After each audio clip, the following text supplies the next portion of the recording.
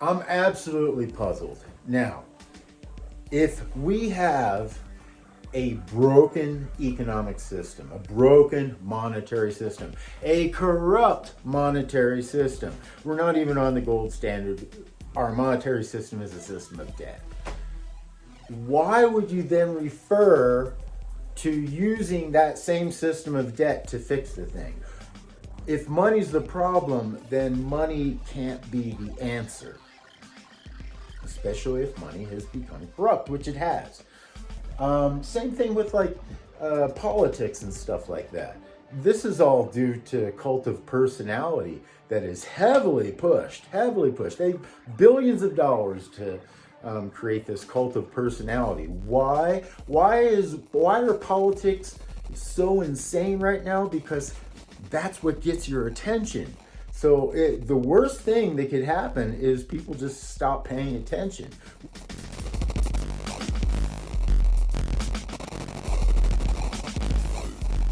Which they need to.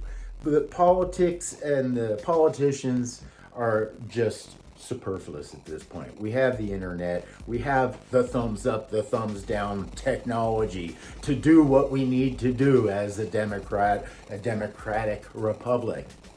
Oh boy. Okay, so what's the other one? Guns and murder. You're right and you're wrong, but you would have to really be like a Wing Chun master to understand the details. And those details are, more guns, more death, more murder. I agree with Ben that it would equalize after a while. Really look at my comments, because I think the comments that I made on that video are indisputable, right? Yes, then you can choose other ways.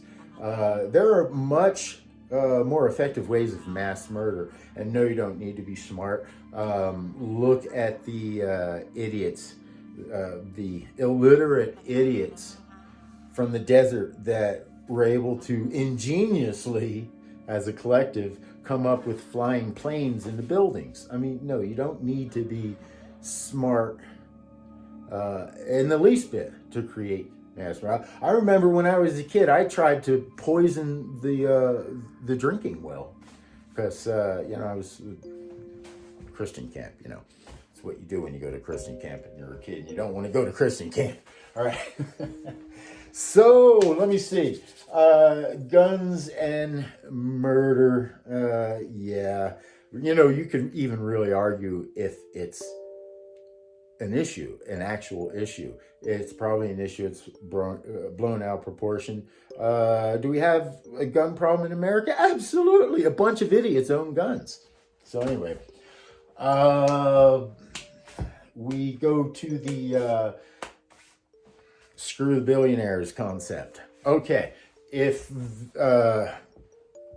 Mike, if you're committed to that idea, then please send me $3,000. I'm quite sure you're way more wealthier than me, a homeowner. You probably have a vehicle, a nice vehicle, and probably got lots of cool toys and stuff. So $3,000 shouldn't be much. Just send it on. You can do a PayPal thing or whatever. If you don't have like $3,000 right away, you could just give me some installments. I don't know, maybe $500 at a time, and send that to me.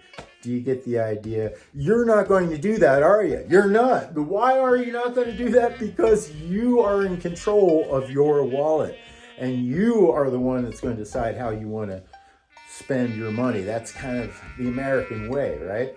So again, if money is the problem, money isn't going to be the solution. Money is corrupt. We're not in a healthy, honest economic monetary system of trade. That's just not what's happening. And in fact, that's why Bitcoin and crypto is also important, because, but my personal opinion on that is a whole nother video. So, all right. Yeah. we should think of better ways to fix the issue rather than to use the broken system to fix the issue. No, I don't think that's a good thing. And then you guys were responding to my videos, and thank you for responding to my videos. It really makes it a pleasure to respond to your guys and whatnot, and that back and forth. That's like tennis, ain't it? Sports. So how can that's a lot, but it really is all interconnected, isn't it? The issue really is in communication, and we've hit on this before. Both of us, all of us have. Now, there's two kinds of communication, and this is what I want to get across in this video, and hopefully you can respond to this and also the whole idea of Christian nationalists taking over. I think I'd like to go from this and then transition to the Christian nationalists in America. Now, ways of communication. There's kind of two ways of communication. Healthy communication usually has each other listening and reflecting. So we call that reflective communication. There's another form of communication. I think it's absolutely way more prevalent, at least here in America, and that is we have projective communication. So projective communication comes in many different flavors, right? There could be, I'm just waiting for you to shut up so I can talk. There's the words that you are saying get transcribed and then mean what I want them to mean. So it's usually, I'm not understanding you or even trying to understand you. I'm projecting. In fact, with two healthy conversationalists, oftentimes you will hear, am I projecting? Because you don't want to project. You want to reflect on what a person is saying, right? That's huge and really takes, some consideration. Reflecting as opposed to projecting. And projecting, hey, I'm telling you, most people project. Probably we all project, but we really want to try to be more reflective and really meditate on the difference between the two. Because one has you actually understanding and not wasting a lot of time, Sister Wendy. Right? And then the other one. Okay, so anyway, and the Christian nationalists. Now, if you're talking about corruption and money, what you're talking about is the religious extremists, right? So we've got good old Christianity, which really allowed a wide range of personality and perspective. And then you get these tyrants, these corrupt tyrants, that are now convoluting good old American Christianity and turning it into an extremist. Now, there's always been extremist Christians and whatnot. And it's why probably we all can agree that, religion sucks. Or at least has become to suck, right?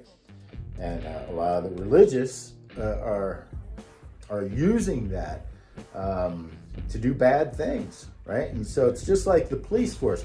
Probably got most of the police are there to do good, but then you got that handful that's significant enough to sort of cast a bad shadow upon them all, right? Sort of like one bad apple can spoil the whole barrel. So,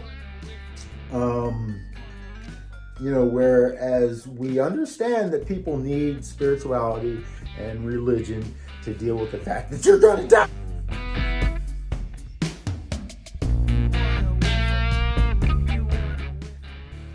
But if you put your big boy pants on, right, you try to deal with that reality, in the most grown-up way as you can, yeah, you got to grow up. You got to accept these facts of life, and not freak out and screw everybody up, screw everybody over, just freaking out about your particular thing, which we all have to deal with, right? So, exposing Christian nationalism, I think, is important, because we're going to be heading right back into the caves if we keep going into that direction. And all the work of poor Dr. Steven Pinker, right? Because we are going up. Things are improving, but we really have to work to keep that momentum going. And that work means dropping a lot of the old ways and embracing the new, more effective methods. And right now we've got such a battle between those two, right? And you guys are expressing it specifically. The whole let's do money here. Let's do this with the money. Let's do that. Let's have this money. No. All right, let me hear what you guys think about that. And I gotta go to work. Speaking of realities, I'll talk to you guys later.